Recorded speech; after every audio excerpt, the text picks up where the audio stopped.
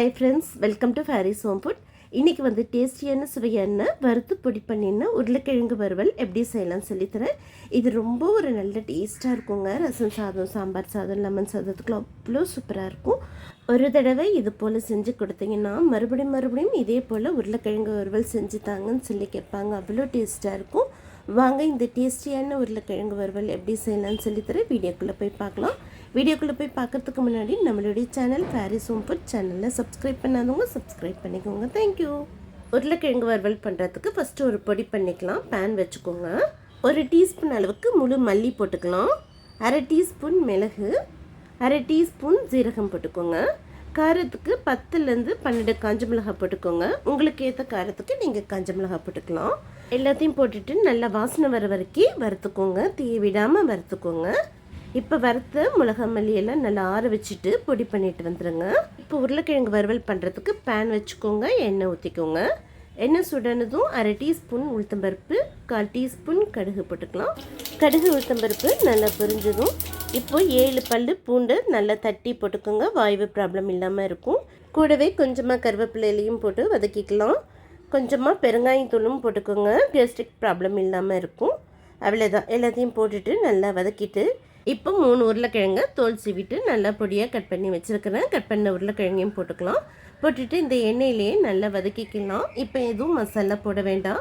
கடைசியாக மசாலா போட்டுக்கலாம். நல்லா இந்த உருளைக்கிழங்கு வந்து கோல்டன் கலரில் வர வரைக்கும் நல்லா வதக்கிக்கோங்க. ஓரளவுக்கு வந்து உருளைக்கிழங்கு வேகட்டும். அது வரைக்கும் நல்லா எண்ணெயிலே வதக்கிக்கலாம். இப்போது 1/4 டீஸ்பூன் அளவுக்கு மஞ்சள் தூள், 1/2 டீஸ்பூன் அளவுக்கு உப்பு போட்டுக்கோங்க. மஞ்சள் உப்பும் போட்டுட்டு நல்லா மறுபடியும் வதக்கி விட்டுக்கலாம்.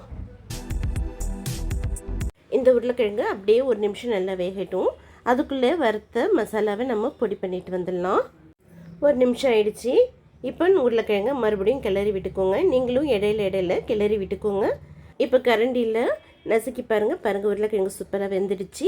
இப்போ நல்லா ஹை ஸ்பீடில் வச்சுக்கோங்க. ஹை ஸ்பீடில் வச்சுட்டு இப்போ இந்த ஸ்டேஜில் நம்ம வந்து வறுத்த பொடியை போட்டுக்கலாம். இப்போ நான் வறுத்த பொடியிலேருந்து எனக்கு தேவையான அளவுக்கு ஒரு 3 டீஸ்பூன் அளவுக்கு மட்டும் நான் போட்டுக்கிறேன். 3 உருளைக்கிழங்குன்றதுனால நான் இன்றைக்கி 3 டீஸ்பூன் மட்டும் போட்டுக்கிறேன். மிச்சம் இருக்கிற பொடியை வேஸ்ட்டு பண்ணிடாதீங்க. அப்படியே எடுத்து ஒரு கண்ணாடி பாட்டிலில் போட்டு வச்சுக்கோங்க. மறுபடியும் நீங்கள் கருணக்கிழங்கு, உருளைக்கிழங்கு, வாழைக்காய், வெண்டைக்காய் பொரியல் எல்லா பொரியலுக்குமே இந்த பொடி வந்து ரொம்ப ஒரு நல்ல டேஸ்ட்டாக இருக்குங்க. இப்போ பொடியும் போட்டுட்டு நல்லா உருளைக்கிழங்க நல்லா சுருள வதக்கிக்கோங்க. ஒரு 2 நிமிஷம் நல்லா ஹை ஸ்பீடில் வச்சு சுருள வதக்கிட்டிங்கன்னா அவ்வளோதாங்க. சூப்பரான வறுத்து பொடி பண்ணிங்கன்னா உருளைக்கிழங்கு வறுவல் ரெடி ஆயிடுச்சு. கடைசியாக கொஞ்சமாக கருவேப்பிலை, கொத்தமல்லி இலையும் போட்டுக்கோங்க.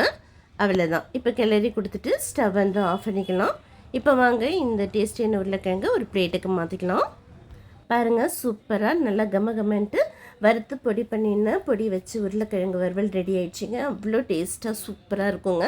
ஒரு தடவை நீங்கள் இது போல் செஞ்சிட்டிங்கன்னா மறுபடியும் நீங்கள் இதே போலியே செய்வீங்க. அவ்வளோ சூப்பராக இருக்கும்.